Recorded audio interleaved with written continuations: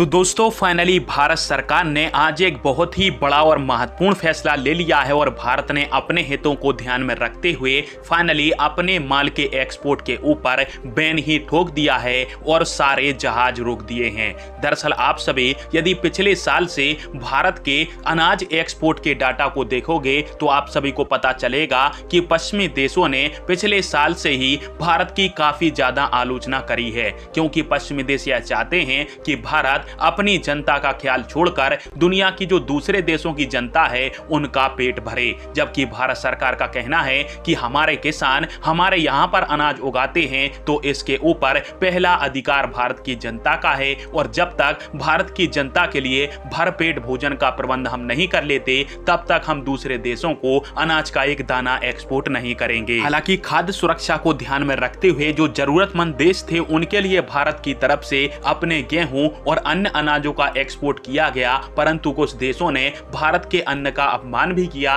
और यह कहा कि भारत का अनाज सड़ा हुआ है, इसमें कीड़े मकोड़े और वायरस हैं। और फाइनली इन सब बातों से तंग आकर भारत पिछले साल से ही अपने अनाज एक्सपोर्ट के ऊपर धीरे धीरे करके बैन लगाता जा रहा है। और आज फाइनली भारत ने अपने गैर बासमती राइस के ऊपर पूर्णतः प्रतिबंध लगा दिया है, जिससे भारत का करीब 80% जो चावल का एक्सपोर्ट है वो अब रुक जाएगा और कई देश प्रभावित होंगे, क्योंकि भारत दुनिया में चावल का सबसे बड़ा एक्सपोर्टर था, परंतु पहले टूटे हुए चावल और अब गैर बासमती चावल के एक्सपोर्ट के ऊपर बैन लगाने के बाद भारत दूसरा एक्सपोर्टर बन गया है। पर भारत के अंदर अंतर्राष्ट्रीय चावल एक्सपोर्ट मार्केट का 40% हिस्सा आता है, जिसके कारण से कई देशों के अंदर चावल और खाद्यान्नों को लेकर किल्लत मचेगी। पर भारत का यह फैसला अपनी जनता के हितों के हिसाब से है, क्योंकि एक्सपोर्ट चालू रहने के कारण भारत के अंदर खुद चावल और गेहूं जैसे खाद्यान्नों के प्राइस लगातार बढ़ते जा रहे हैं, जिसको कंट्रोल करने के लिए